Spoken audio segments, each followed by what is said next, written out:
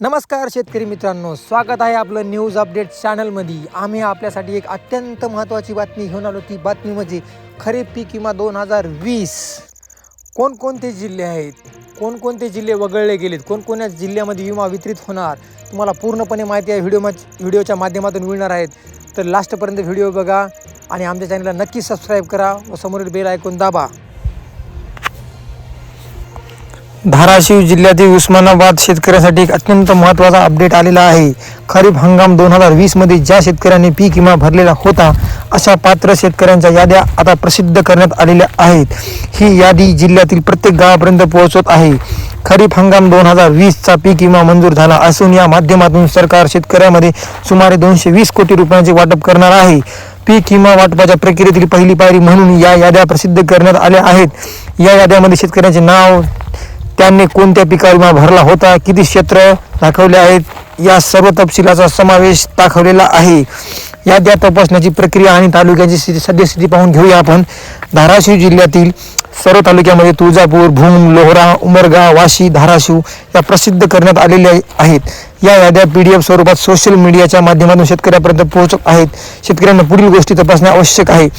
पहिलं म्हणजे या यादीमध्ये आपलं नाव आहे का, दुसरं म्हणजे दाखवलेले क्षेत्र किती आहे।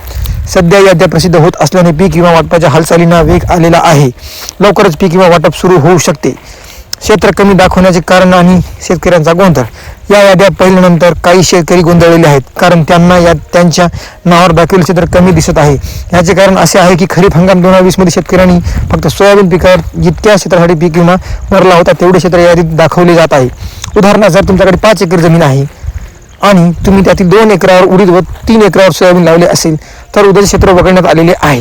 फक्त सोयाबीनवर जितका पीक विमा भरला होता तेवढ्या क्षेत्रांचे पैसे शेतकऱ्यांच्या खात्यावर जमा होणार आहेत। त्यामुळे शेतकऱ्यांचे एकूण क्षेत्र कमी केलेले नाही, फक्त विमा भरलेल्या पिकांचे क्षेत्र दाखवलेले आहेत। पीक विमा कोणाला मिळणार? खरीप हंगाम 2020 मध्ये ज्या शेतकऱ्यांनी पीक विमा भरला होता परंतु त्यांना कोणत्याही कारणास्तव पीक विमा मिळाला नव्हता अशा शेतकऱ्यांची नावे या यादीत आहेत। ज्या शेतकऱ्यांनी 2020 मधील क्लेम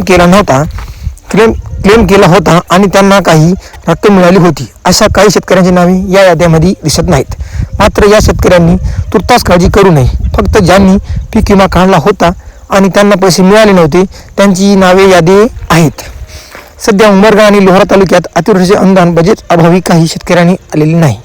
मात्र त्यासाठी लोकप्रतिनिधी प्रयत्नशील असून त्याबाबत लवकरच अपडेट येईल। सध्या तरी धाराशिव जिल्ह्यातील शेतकऱ्यांनी याद्या तपासावेत। जर तुम्हाला याद्या जर लागत असेल, याद्या पाहिजे जर असेल तर माझ्या चॅनलमध्ये एक लिंक दिलेली आहे, त्या लिंकला तुम्ही सबस्क्राईब करा।